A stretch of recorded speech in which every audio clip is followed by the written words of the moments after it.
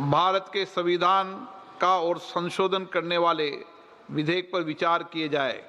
शुद्धि के अद्यतन मत विभाजन इस प्रकार है: हाँ 298 298, ना 230 230।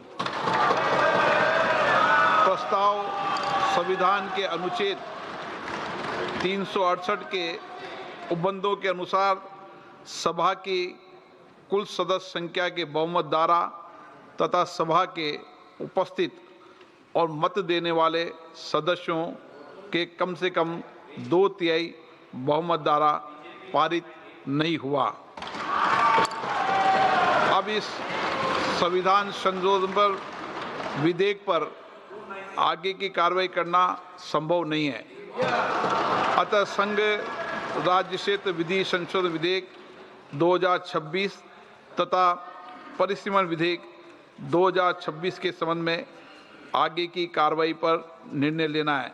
माननीय संसदीय कार्य मंत्री जी। Honorable Speaker sir, besides the Constitution 131st Amendment Bill, we have two other bills, namely the Union Territories Laws Amendment Bill 26 and the Delimitation Bill 2026, which are intrinsically संविधान संशोधन बिल पारित नहीं हुआ है। सरकार को 2/3 बहुमत नहीं मिला है।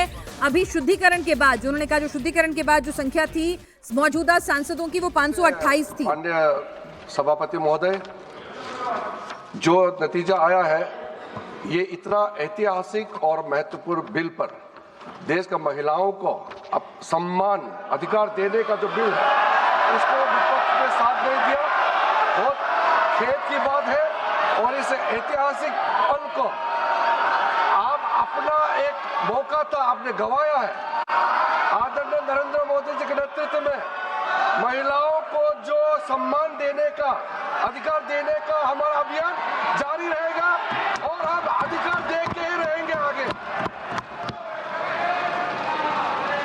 अब सभा की कार्रवाई आगे दो शेष जो बिल्स है उसको आगे नहीं बढ़ाने का मैं अनुरोध करता हूं। सभा की कार्रवाई कल दिनांक 18 अप्रैल 2026 को प्रातः 11 बजे तक के लिए स्थगित की जाती है। चल, तो महिला आरक्षण बिल तक तो बात पहुंची नहीं, क्योंकि डिलिमिटेशन का जो संविधान संशोधन का प्रस्ताव था पहले ही गिर गया। उसके बाद जो 2 फर्दर प्रपोज बिल थे तो वो अपने आप संसदीय कार्य मंत्री ने कहा कि अब कोई औचित्य ही नहीं रह जाता है कि बाकी के 2 अमेंडमेंट बिल पेश किए जाएं, क्योंकि जो पहला संविधान संशोधन बिल 2026-131 का जो संशोधन था वही पास नहीं हो पाया। आपको बता दें कि अभी सदन में मौजूद सांसदों की संख्या थी 528 और उस हिसाब से अगर 2/3 की बात करें तो वो आंकड़ा पहुंचता है 352।